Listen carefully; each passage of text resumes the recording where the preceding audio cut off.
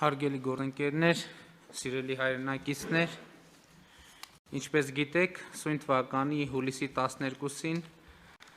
Ադրբեջանի կողմից հարձակում ձեռնարկվեց Տավուշի մարզի մեր սահմանապահ դիրքերի ուղղությամբ։ Հայաստանի զինված ուժերը ոչ միայն մղեցին հակառակորդի հարձակումները, այլև նրան պատճառեցին էական վնասներ։ Ադրբեջանական կողմը կրել է բազմաթիվ կորուստներ, այդ թվում սպառազինության և ռազմական տեխնիկայի, ներառյալ գերժամանակակից տեխնիկայի, ինչը հայկական ռազմական ուժի, մտքի և ռազմաարդյունաբերական համալիրի ակնհայտ հաղթանակն է։ Շատ ավելի ուժեղ էր հակառակորդին հասցված բարոյահոգեբանական հարվածը, և սահմանին տեղի ունեցած դեպքերի արդյունքում Ադրբեջանում ներքաղաքական անկայուն վիճակ է ստեղծվել, ինչը այդ երկրի ղեկավարությանը ստիպում է դիմել նորանոր սադրանքների, ներքին դժգոհության էներգիան Հայաստանի և Արցախի դեմ ուղղորդելու համար։ Այս ամենի ֆոնին հարկ եմ համարում կատարել մի քանի կարևոր արձանագրումներ։ Նախ, Ադրբեջանը հարձակվեց Հայաստանի ինքնիշխան տարածքի վրա, և ևս մեկ անգամ պիտի ընդգծեմ, որ այն դիրքերը, որոնք դարձել են վերջին երկու շաբաթվա իրադարձությունների կիզակետ, գտնվում են Հայաստանի ինքնիշխան տարածքում և Հայաստանին ուղղված Ադրբեջանի մեղադրանքները իր դեմ ագրեսիայի վերաբերյալ պարզապես անհեթեթ են։ Ադրբեջանը հարձակում գործեց այն ժամանակ, երբ Հայաստանը ներգրավված էր Լեռնային Ղարաբաղի հարցի կարգավորման խաղաղ գործընթացում և այն պայմաններում, երբ Ադրբեջանը հրաժարվում էր բանակցել հակամարտության հիմնական կողմի Արցախի հետ։ Ադրբեջանի բոլոր հարձակումները վճռականորեն ետ մղվեցին և հայկական կողմը առավել քան ամրացրեց իր դիրքերը սահմանագծում։ Ադրբեջանական այն միֆը, թե նրա բանակը կարող է հաղթել հայկական բանակին և հետևաբար Հայաստանը և Արցախը պետք է զիջումների գնան, հօդս ցնդեցին։ Մենք երկար ժամանակ Ադրբեջանին հորդորում ենք չփորձել մեզ հետ խոսել ուժի դիրքերից, ուժի լեզվով և ուժի սպառնալիքներով։ Եվ հիմա կարող ենք ասել, Հայաստանը ոչ միայն մերժեց ուժի սպառնալիքը դիվանագիտական սեղանի շուրջ, այլև մարտի դաշտում ցույց տվեց, որ դրանք անհիմն են և չեն արտացոլում ուժերի իրական հարաբերակցությունը։ Երբ ասում եմ ուժերի իրական հարաբերակցություն, նկատի չունեմ միայն սպառազինությունների և զինված ուժերի քանակը, այլ նախ և առաջ նրանց գործողությունների որակը, կառավարման մակարդակը։ Հիմա կարող ենք վստահ ասել, որ Հայաստանի զինված ուժերը, հայոց բանակը ոչ միայն ցուցաբերեցին բարձրագարկ մարտունակություն, այլև տարածաշրջանի ամենամարտունակ և ամենաինտելեկտուալ բանակի համարումը վերահաստատեցին։ Եվ սա պարզապես հայտարարություն չէ, այլ հուլիսի 12-ից հետո տեղի ունեցածի մանրավասն վերլուծությունից բխող հետևություն։ Մեր բանակը ինչպես եղել, այնպես էլ շարունակում է մնալ համազգային հպարտության աղբյուր և Տավուշում ևս մեկ անգամ վերահաստատեց իր այս կարգավիճակը։ Կարևոր եմ համարում նաև այն, որ Հայաստանի հասարակությունը ցույց տվեց միահամուռ աջակցություն և վստահություն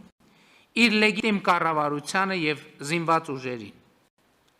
Կուզենայի առանձնահատուկ ընդգծել Սփյուռքի մեր հայրենակիցների միասնությունը, Հայաստանին իրենց օգնելու նվիրումը,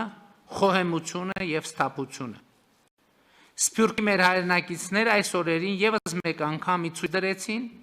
որ մենք մեկ ամբողջություն ենք, մեկ ընտանիք,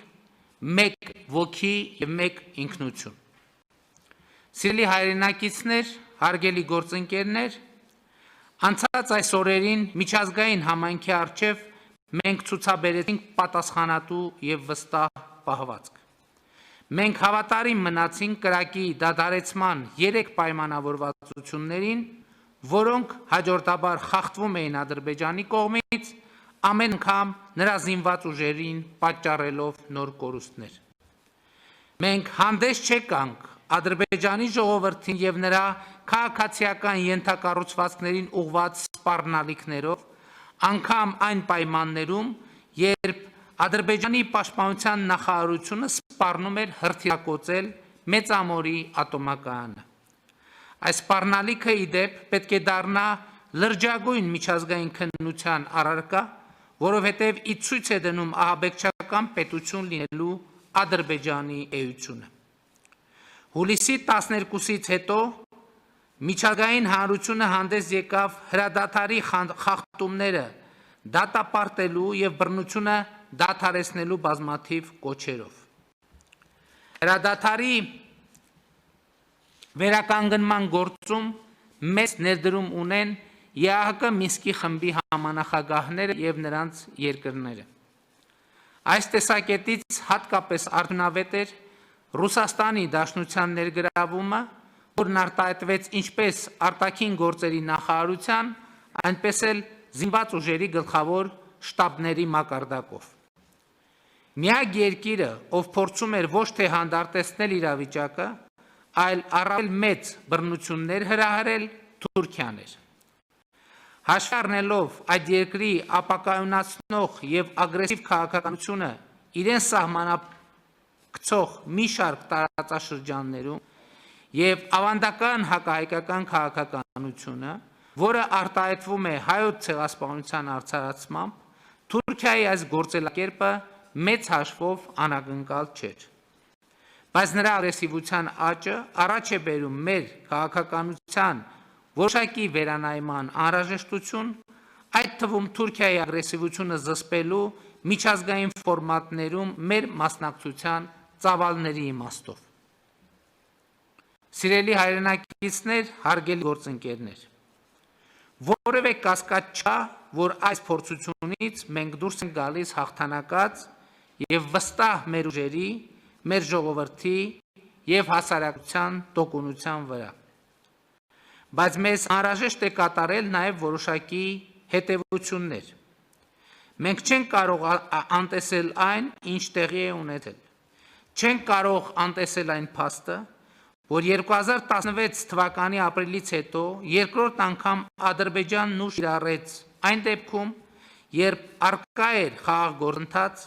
երբ արկա էր ԵԱՀԿ Մինսկի խմբի համանախագահների կոչը ձեռնպահ մնալ սադրիչ գործողություններից եւ հռետորաբանությունից։ Ադրբեջանն ուժ կիրառեց այն պահին, երբ ողջ աշխարհն իր ուժերն ու ռեսուրսները կենտրոնացրել էր մարդկությանը պատուհասած համաշխարհային համավարակի դեմ պայքարի վրա։ Բայց այնպես մենք մեր դիրքորոշումը հուլիսյան հաղթական մարտերից հետո ամրապնդել ենք եւ դրանք արտահայտվում են հետեւյալում։ Առաջին, Հայաստանի եւ Արցախի ընդհանուր անվտանգության համակարգը պետք է առավել ամրապնդել։ Այս տեսակետից խիստ կարևորում եմ Արցախի հանրապետության հետ մեր սերտ համագործակցությունը եւ այդ համագործակցությանը արկա սպառնալիքներին համապատասխան նոր բովանդակություն հաղորդելը։ Երկրորդ, Արցախի հանրապետությունը պետք է դառնա բանակցությունների լիարժեք կողմ։ Երրորդ, Ադրբեջանը պետք է հրապարակայնորեն հրաժարվի ուժի կիրառումից եւ վստահելի քայլեր կատարի հակահայկական հռետորաբանությունը դադարեցնելու ուղղությամբ։ Չորրորդ, բանակցությունները պետք է լինեն իմաստալից։ Ադրբեջանի այն մոտեցումը, որ բանակցությունները պատերազմի շարունակությունն են եւ դրանց նպատակը բանակցային սեղանի շուրջ ռազմական խնդիրներ լուծելն է, իմաստազրկում են բանակցային ողջ գործընթացը։ Բանակցություններն իմաստ ունեն, եթե Ադրբեջանը պատրաստ է ետ կանգնել իր մաքսիմալիստական մոտեցումից եւ պատրաստ է փոխզիջման։ Առանց որևէ սահմանափակման, Արցախի ժողովրդի ինքնորոշման իրավունքի ճանաչումը, Հայաստանի եւ Արցախի բնակչության անվտանգությունը չեն կարող զիջվել որևէ պարագայում։ Հինգերորդ, Վերջին օրերին Ադրբեջանը թիրախավորեց Տավուշի մարզի մի շարք գյուղերի սահմանամերձ բնակավայրերի քաղաքացիական բնակչությանը եւ ենթակառուցվածքներին։ Ադրբեջանին զենք մատակարարող երկրները պետք է հստակ գիտակցեն, որ զենքի օգտագործումը խաղաղ բնակչության դեմ հանցագործություն է, քանի որ այնպիսի տպավորություն է ստեղծվում, որ Հայաստանի զինված ուժերի եւ խաղաղ բնակչության դեմ կռվում է ոչ թե Ադրբեջանը, այլ օտարերկրյա ճշգրիտ մահաբեր զինատեսակներ արտադրող միջազգային կորպորացիաներ իրենց մասնագետներով հանդերձ։ Արդեն երրորդ տասնամյակը ձգվող հակամարտությունը լուրջ վնաս է հասցնում Հայաստանի սահմանավերձ բնակավայրերին եւ Արցախում ապրող մարդկանց եւ խախտում է նրանց քաղաքական, տնտեսական, բնապահպանական, տեղաշարժի եւ այլ իրավունքներ։ Այն մոտեցումը, որ այդ իրավունքները կարող են իրացվել միայն հակամարտության կարգավորումից հետո, ընդունելի չէ։ Հակամարտության գոտում ապրող մարդկանց խնդիրները պետք է դառնան բանակցային օրակարգի առաջնային մաս։ 6. Հրադադարի պահպանման մոնիտորինգը, որը գոյություն ուներ մինչև համավարակը, փաստացի խիստ սահմանափակ է։ Անհրաժեշտ է ներդնել արդյունավետ միջազգային մոնիտորինգ, որը լինի մշտական եւ ունենա ստուգողական մեխանիզմներ, որոնք կարձանագրեն, թե